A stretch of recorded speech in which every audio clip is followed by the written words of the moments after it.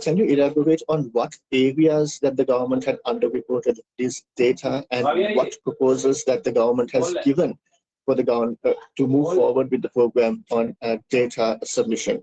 So first of all, on the inaccurate data that Zulfik asked, so let me give you a little bit more detail here. So in the course of a regular review that we as staff undertook with the authorities during the going over the budget appropriation, we identified a inadvertent underreporting of data. One source of these arrears was due to the previous interest subsidy scheme for senior citizens.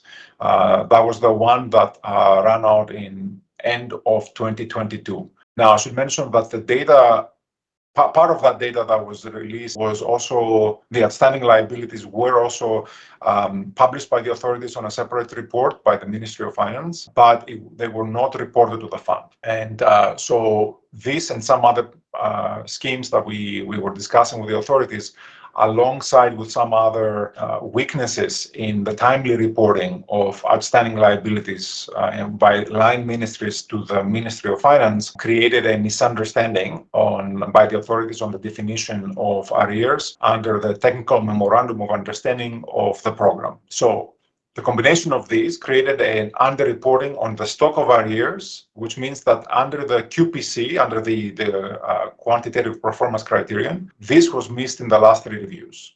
The first review, the second review, and the third review, which gave rise to a breach of the authorities' commitment for the provision of accurate data. We worked very closely with the authorities to rectify the issue, to provide the corrected data on these arrears. And the authorities have indeed undertaken several corrective measures in the interim since we started discussing this. They have started reporting to us the full stock of arrears that have been accumulated.